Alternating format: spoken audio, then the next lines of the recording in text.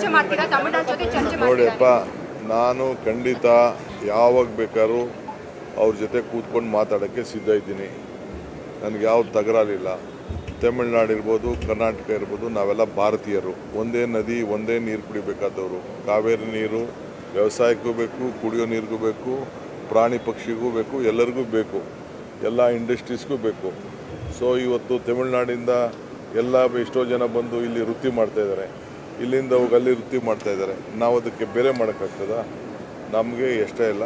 ಈ ಪ್ರಾಜೆಕ್ಟು ತಮಿಳ್ನಾಡವ್ರಿಗೆ ಜಾಸ್ತಿ, ಕರ್ನಾಟಕದಿಂದ ಏನಪ್ಪ ಅಂದರೆ ಬ್ಯಾಲೆನ್ಸಿಂಗ್ ರಿಸರ್ವ್ ಮಾಡೋದ್ರಿಂದ ಏನು ಕಷ್ಟಕಾಲದಲ್ಲಿ ಅವ್ರಿಗೆ ನೀರನ್ನು ಏನು ನಾವು ಕಂಪಲ್ಸರಿ ಕೊಡಬೇಕು, 177 TMC ನೀರು ಕೊಡಬೇಕು, ಆ ನೀರನ್ನು ಅವ್ರಿಗೆ ಕೊಡ್ತೇವೆ.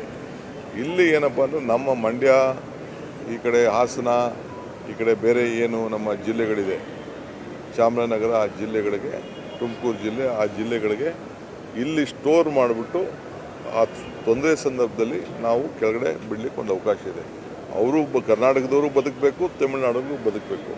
ವಿದ್ಯುತ್ ಶಕ್ತಿ ವಿಚಾರದಲ್ಲಿ ನಮಗೊಂದು ಲಾಭ ಇದೆ, ನಾನಿಲ್ಲ ಅಂತ ನಾನು ಹೇಳೋದಿಲ್ಲ.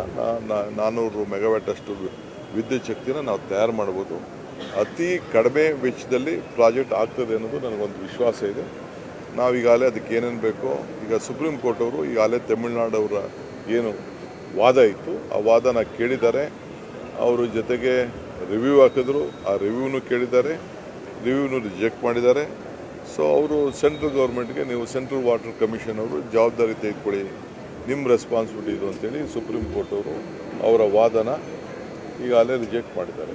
ಅದು ಬಿಟ್ಟರೆ ಈಗ ಆರ್ಡರ್ ಏನು ಬಂದಿದೆ ಅವ್ರಿಗೆ ಅನುಕೂಲ, ನಮಗೆ ಅನುಕೂಲ, ಇಬ್ಬರಿಗೂ ಸಮಾಂತರವಾದಂಥ ಆರ್ಡರನ್ನು ಅವರು ಕೊಟ್ಟಿದ್ದಾರೆ.